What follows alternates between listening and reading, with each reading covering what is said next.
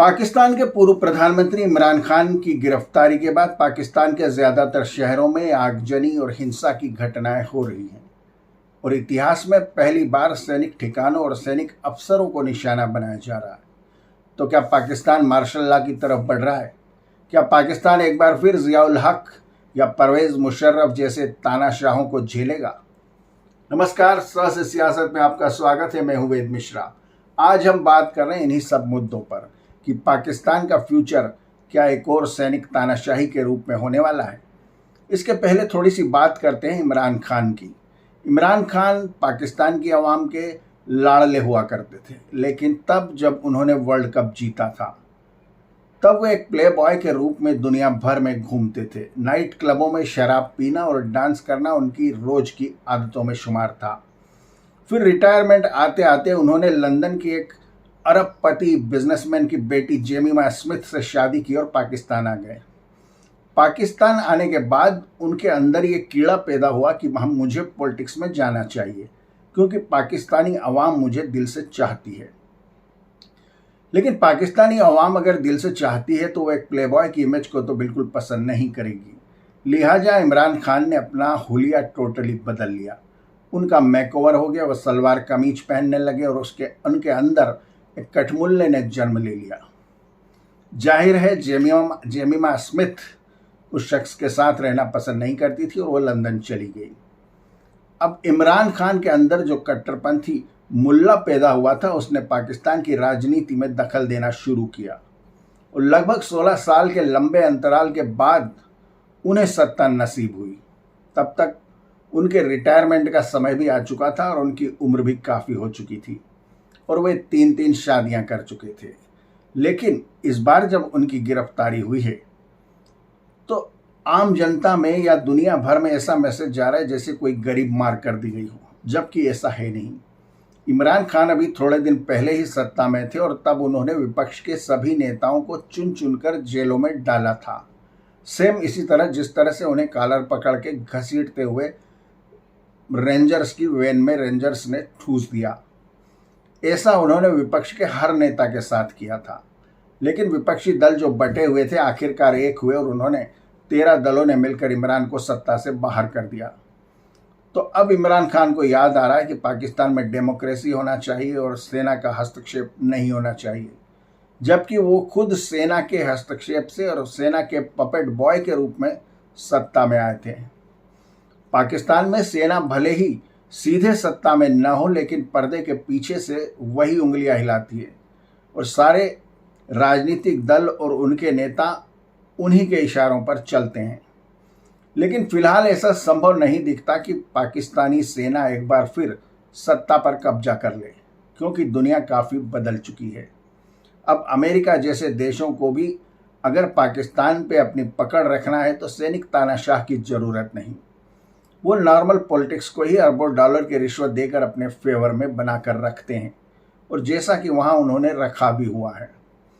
बहरहाल इमरान खान जिस केस में अंदर है उन पर कोई 1-2 केस नहीं बल्कि पूरे 121 केस भ्रष्टाचार के लगे हुए हैं। 121 केसों में से उन्हें 90 में जमानत मिल चुकी है।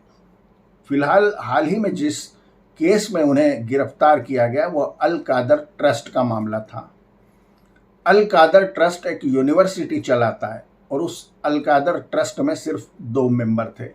नंबर 1 इमरान खान और नंबर 2 उनकी पीरनी बीबी बुशरा बी, जो जिन पकड़ के अपने ड्राइंग रूम में बोतलों में बंद करके रखती हैं। अल कादर ट्रस्ट की इस यूनिवर्सिटी ने 6 साल में 32 एडमिशन किए। जाहिर है ये बहुत बड़ी यूनिवर्सिटी मानी जानी चाहिए पूरी दुनिया में, लेकिन इस यूनिवर्सिटी ने सैकड़ों एकड़ जमीन अवैध रूप से कब्जे में कर ली और इसको अरबों डॉलर का फंड मिला। वो फंड कहाँ गया किसी को नहीं पता। शायद वो बुशरा बी के जिन जीम गए होंगे, कहना मुश्किल है।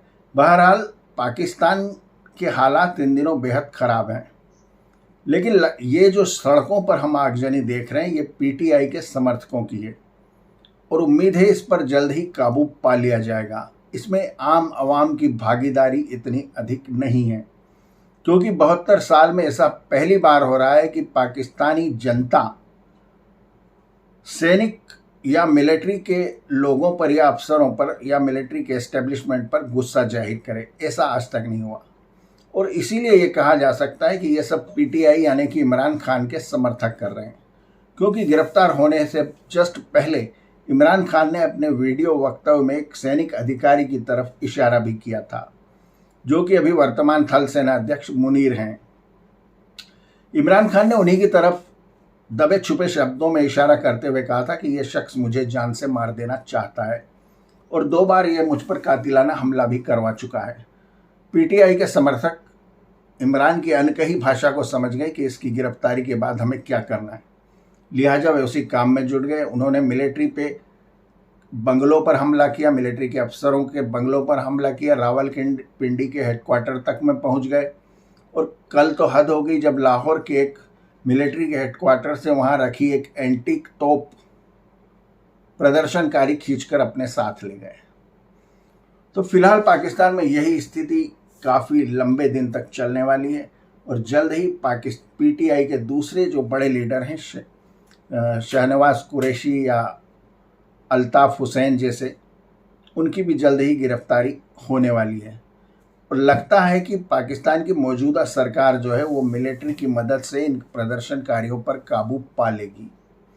और इमरान खान के लिए मुश्किलें लगातार बढ़ती इसलिए रहेंगी कि इन 121 केसेस में यह स्थिति पैदा करने की कोशिश मिलिट्री और शरीफ खानदान द्वारा की जाएगी कि वो चुनाव लड़ने के अयोग्य घोषित कर दिए जाएं। उनका ताज़ा लक्ष्य यही नज़र आता है। और इमरान अगर एक बार चुनाव लड़ने से वंचित कर दिए गए तो फिर वो गुमनामी में जाने के अलावा उनके पास कोई रास्ता नहीं रहेगा। बहरहाल इमरान खान का संकट टलता नजर नहीं आ रहा, लेकिन पीटीआई के इन धमाकेदार जो कार्यकर्ता हैं उन पर अंकुश पाने की सरकार कोशिश कर रही है और लगता है कि जल्द ही उस पर अंकुश पा लिया जाएगा। लेकिन भूख, गरीबी और महंगाई से जूझती पाकिस्तान की आम जनता के लिए फिलहाल कोई राहत नज़र नहीं आती, क्योंकि सरकार कोई भी हो वो IMF से लोन के कर्जों पर जिंदा है और वो जो लगातार अपनी शर्तें थोप कर महंगाई को बढ़ाए जा रहे हैं।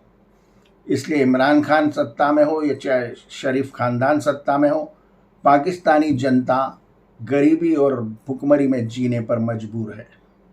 से सियासत में आज इतना ही। अगली बार किसी नए मुद्दे पर बात करेंगे। तब तक के लिए धन्यवाद। Thank you. नमस्ते।